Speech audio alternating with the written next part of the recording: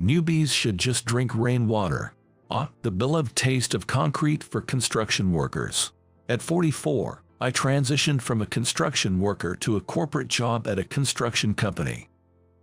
At the welcome party, which was supposed to be for me, Michael, the manager, handed me a cup of water. While everyone else had food and drinks, I had none. It wasn't just Michael who was laughing. The other employees were mocking me with their laughter as well. But this smugness of theirs will only last for so long. Tomorrow, the managers will fall into an unexpected hell. My name is John, and I'm 44 years old. Today marks the start of the new fiscal year, and I'm heading to my new job. My new workplace is Smith Construction, known for its extensive public works project and connections with the town. I hurried towards my new workplace. I've changed jobs before and faced many dangers, navigating through various tough situations. But jumping into a new place as a newcomer at this age still required a bit of courage. In the fresh morning sun, I arrived in front of the office and took a deep breath to calm my nerves. Then, a young man in a crisp recruit suit, looking slightly unreliable, approached me. "Good morning. I'm starting work here today. My name is Daniel. I look forward to working with you." "Good morning. I'm John. I'm also starting today. Nice to meet you." Daniel, the young man who introduced himself, extended his hand toward me with a shy smile. I shook his hand and greeted him.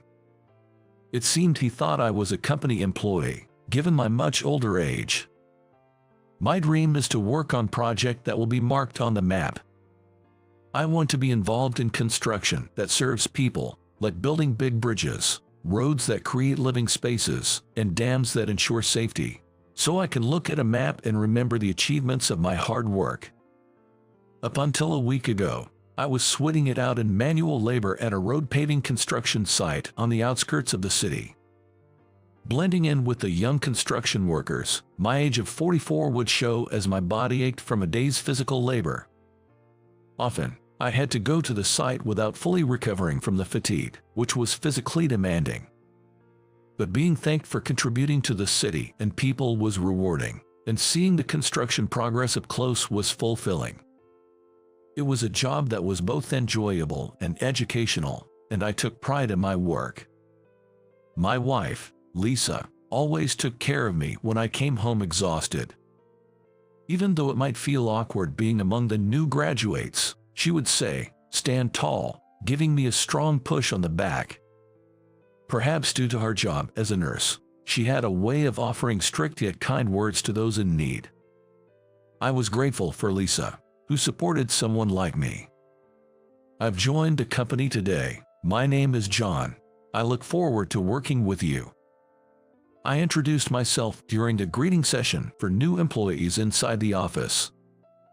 After everyone had their turn and it was all over, the president hurried into the office while on the phone.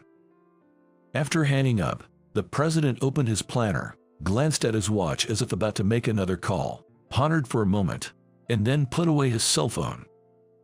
His large figure bustling about in a slightly comical manner. When he glanced around the office and our eyes met, he gave a small nod and a smile.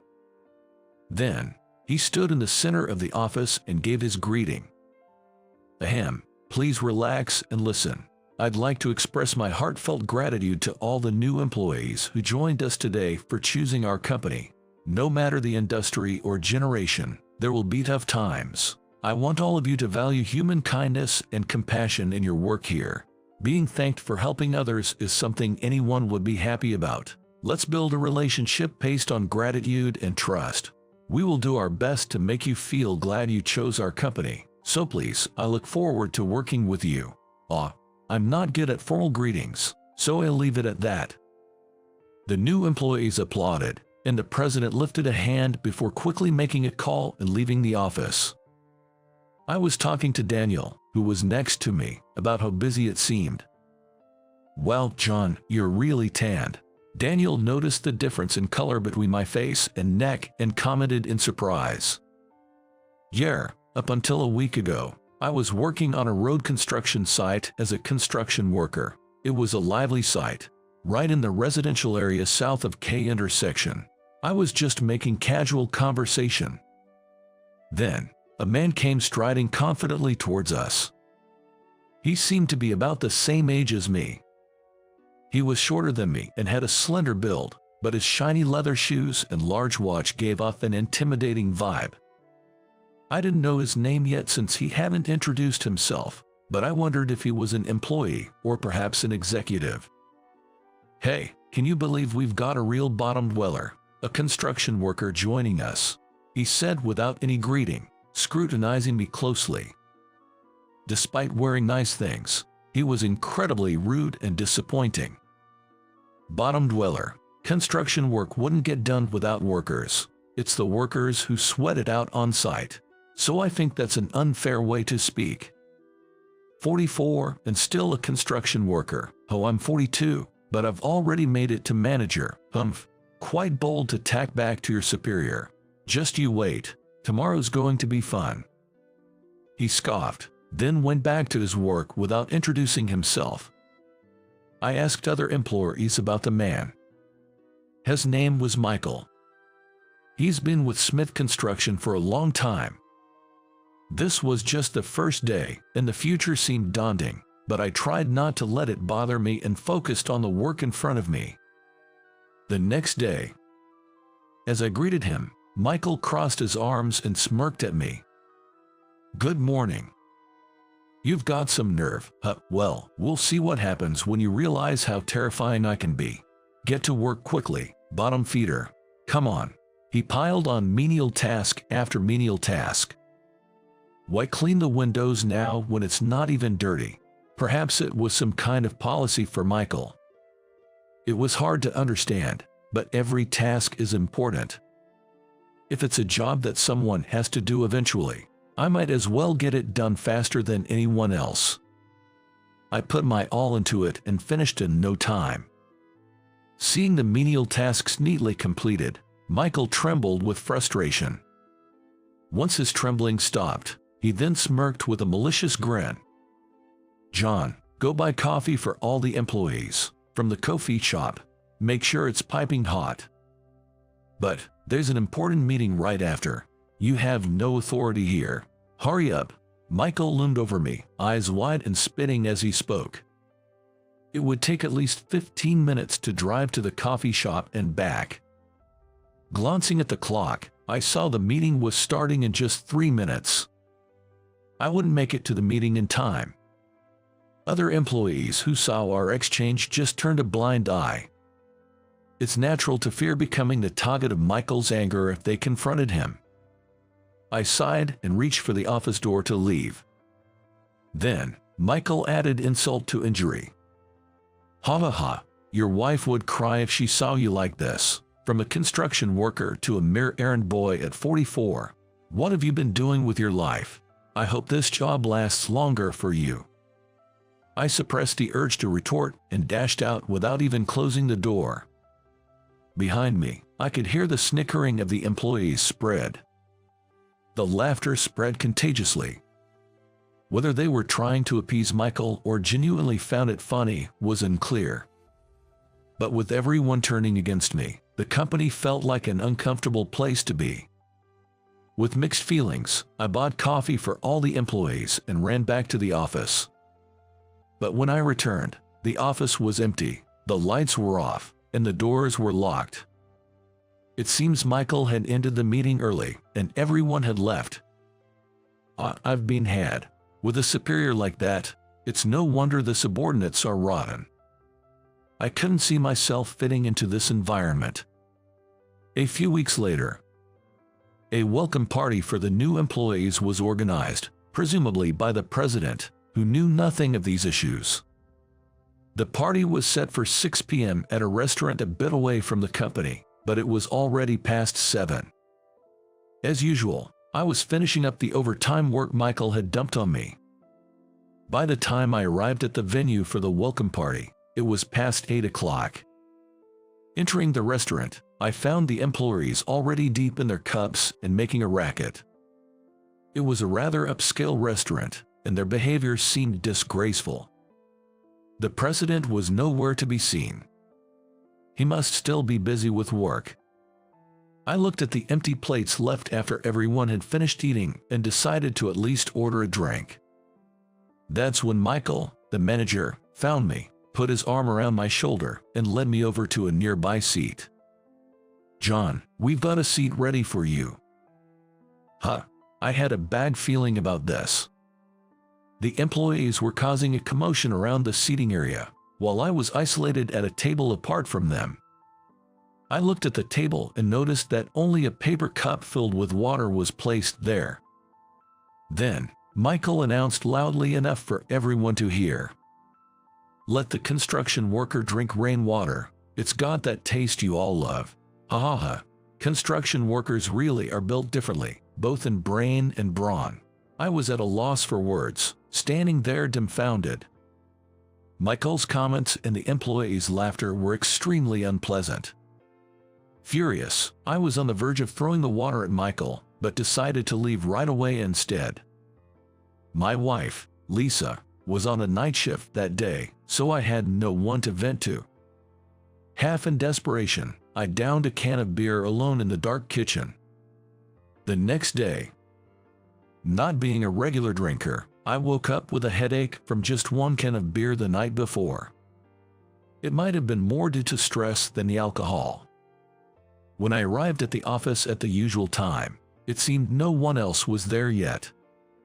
Since the person in charge of the keys hadn't arrived yet, I had no choice but to wait outside.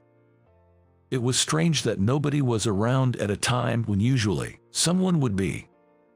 It was almost starting time, but still no one showed up. Was this some new form of harassment? I felt unease brewing in my chest. Then, the executive director arrived, looking flustered. "Good morning, sir." "Ah, John, good morning. Well, we've got a serious situation on our hands." The executive director unlocked the office, but it was eerily quiet inside, with no one around. "What's the serious situation? Does it have to do with no one being here? It was decided yesterday. Almost all the employees have been given a 3-day suspension."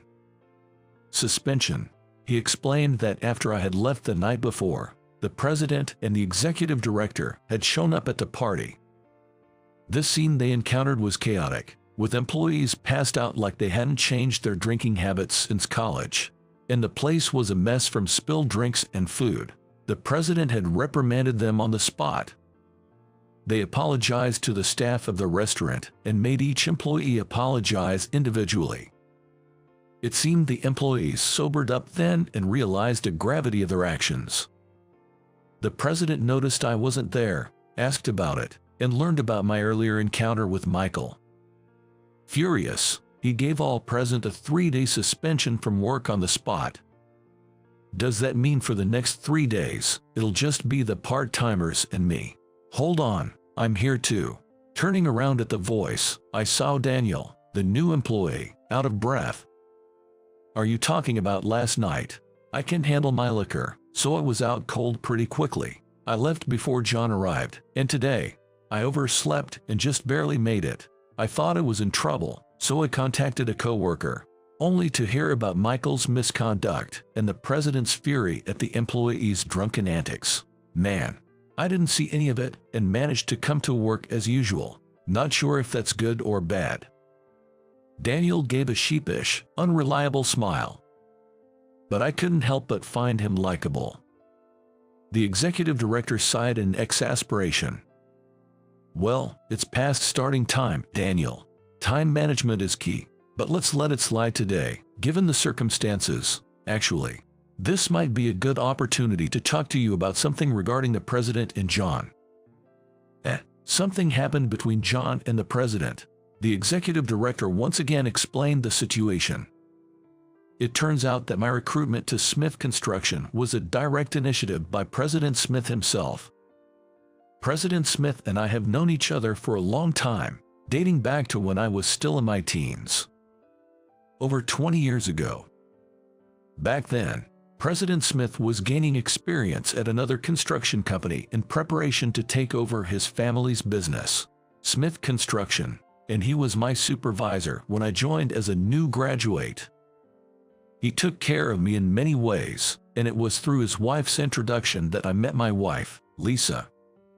We had interactions that involved our families, and he often took me out for drinks. We would discuss our work for hours on end. A few years later, President Smith left the company to succeed his father as the president of Smith Construction. He always appreciated my proactive attitude, my qualifications, and above all, my character. "Someday, I want you to join Smith Construction." That's what Mr. Smith told me. I strongly agreed with Mr. Smith's philosophy and shook his hand firmly. After that, I engaged in various construction-related jobs and gained a wealth of experience.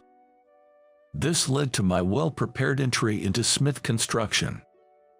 Learning how his key recruit had been treated, President Smith was furious not just with Michael but with the other employees as well. He lectured them about their shameful behavior, not fitting for professionals or decent human beings, regardless of their reasons for targeting me. He wanted them to reflect on their actions and plan to hold individual meetings with everyone during the suspension period to retrain them. Fitting all these individual meetings into his already tight schedule showed his dedication and concern for others, embodying the ideal I aspired to. After the executive director finished speaking, Daniel remained silent, looking down. Then, he began to speak softly, bit by bit. "I've been thinking that maybe it was my fault for mentioning John's tan on the first day, which Michael overheard. I never thought such a small comment could lead to such a big issue. I've seen how Michael and the others treated John, but I felt helpless. I was afraid of becoming the next target if I said anything." Daniel suddenly covered his mouth and rushed to the bathroom. It was unclear whether it was the lingering effects of last night's alcohol or if it was the mental strain manifesting physically. Daniel is a considerate and kind-hearted young man. I hoped he wouldn't leave the company over such trivial matters. The executive director left, and the part-time and temporary staff arrived. Then, the office phone rang, and the part-timer who answered said, "It's the president, for John." The part-timer handed me the receiver. "Hello, this is John speaking." "Hey, John, you know, reporting, informing, and consulting are the basics of our work, right? I apologize for that. I spoke with Michael this morning. Turns out he was jealous of you, for some petty reason." Really? Michael had seen President Smith smiling at me during the new employee introductions and feared that, despite his longer tenure at Smith Construction, the president, whom he revered, preferred a newcomer like me. Michael, humiliated by being reprimanded in front of others by the president, had shared everything quite candidly on the phone that morning. It seemed everyone had underestimated me, thinking I had only experience as a construction worker and not in design or supervision. That wasn't the case. I'm also experienced as a supervisor. President Smith had explained why he had hunted me, highlighting my skills and character. He asked everyone to use the 3-day suspension to reflect and improve their character, in line with the company's philosophy. While working, I reflected on my time since joining the company. Indeed, I had just silently followed Michael's orders without ever sharing anything about myself, nor had I tried to bridge the emotional gap to gain recognition. Perhaps I was also at fault. Just then, President Smith entered the office. "Sorry, John, for the trouble. No, I should have spoken up to you or Michael. It's my fault for assuming the worst and keeping my distance without trying to communicate." Right. The absence of reporting, informing, or consulting makes things dysfunctional. It's natural to have different opinions, but we all, including myself, neglected the effort to align them. My apologies. I should have handled it better. I'm sorry. President Smith burst into laughter, a hearty and robust sound. "You haven't changed a bit, John. You never let anyone be the bad guy. That's what I've always liked about you." I wasn't sure if it was a compliment, but I found myself laughing along with his laughter. My encounter with President Smith dates back to when I was in middle school. At that time, the area where I lived was struck by a major earthquake. I was asleep in my room on the second floor early in the morning when the violent shaking started, leaving me trembling helplessly. Our house, being newly built, didn't suffer major damage, and thankfully, my family was safe. The radio broadcasted news of widespread fires and the dire situation in surrounding areas. Peering cautiously outside, I could see smoke rising in several places in the distance. The roads were cracked like clay sculptures, old houses had collapsed, and fallen utility poles had crushed a station wagon 3 houses down. I wonder if Bridge A is okay. If it's gone, our town will be completely cut off," my father muttered, trying to contact his workplace, colleagues, and neighbors, but the lines were down for a while. Our town, nestled in the mountains and separated from the bustling areas by a river, relied heavily on Bridge A. Without it, we'd be isolated, with no access to convenience stores, supermarkets, gas stations, or hospitals. After some time, our neighbor called out from their window. It seemed that our neighbor's family was also safe. Like us, they were without water, gas, and electricity, and had no means of communication. They also mentioned that the old Bridge A had indeed collapsed. However, they heard that a helicopter had come to the school to transport critically ill patients and that relief supplies were being delivered there, suggesting we gather at the school if needed. Those uncertain days dragged on. Eventually, along with a box of relief supplies, we received a letter. It was an announcement about the temporary construction of Bridge A. The letter stated that there were plans to build a temporary bridge until the collapsed one could be properly repaired, due to the urgency of the situation. A construction company from another region had stepped forward to take on the task. At the end of the letter, in rough handwritten letters, it said, "We are here for you." At the time, I didn't know who had written it, but later, I realized it resembled President Smith's rough handwriting. My family and neighbors were encouraged, saying this brought them hope. After that, the bridge was rapidly constructed, and I went to see the progress every day. Workers effortlessly carried heavy parts, skillfully operated machinery as if they were their own limbs, and the leader gave precise instructions in a loud voice. They all seemed like heroes, more impressive than any movie star. I aspired to be like them someday. When the bridge was completed, I was so moved that I almost cried with joy. I made up an excuse to go to the supermarket for my mother and hurried to the bridge. There stood a large man in work clothes and a helmet. When he took off his helmet and looked back at the bridge, I couldn't help but thank him. "Thank you for fixing the bridge." He turned around in surprise, then smiled. "I want to do the same kind of work as you. I want to build and repair roads and bridges to help people." Thank you. Hearing that makes all the hard work worthwhile. It took some time to get the construction started due to all the paperwork, but I'm glad it's finally completed. If you still feel the same when you're older, get in touch. We can work together then. With that, he wiped away his tears and handed me his business card with both hands. It bore the name Smith. That was my first encounter with Mr. Smith. Afterward, I dedicated myself to filling the gaps in my knowledge, studying harder than I ever had before. I went on to college, where I studied civil engineering and architecture. In my senior year, I contacted the number on the business card Mr. Smith had given me. He spoke to the president and HR department of the company he was with at the time, asking them to hire me. And so, I secured a job at that construction company. Working together for a while, I got to know Mr. Smith better, and he got to know me.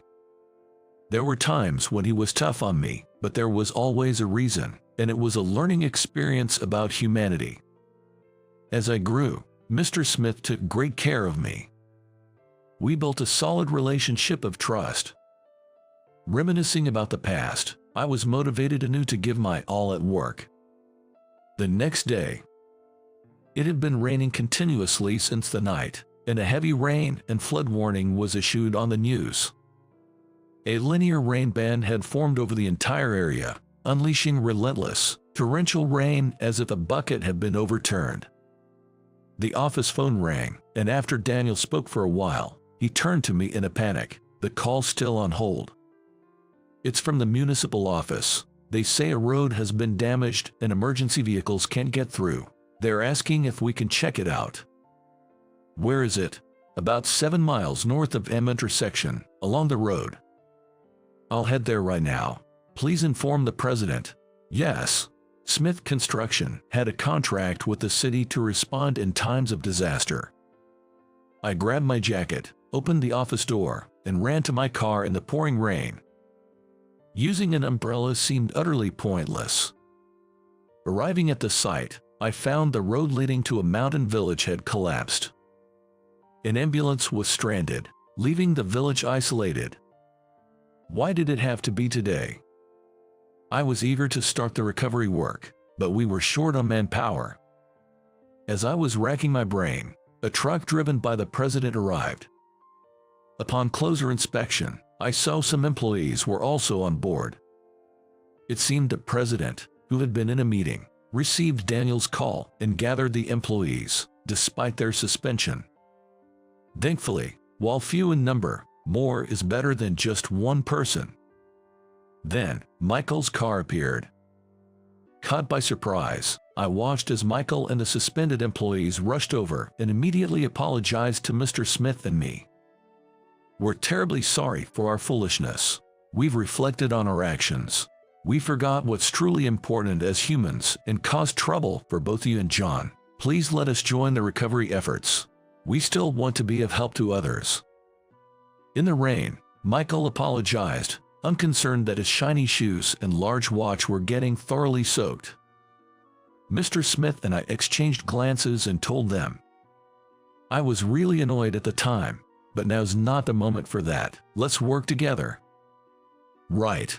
Mr. Smith nodded and began issuing instructions to the employees.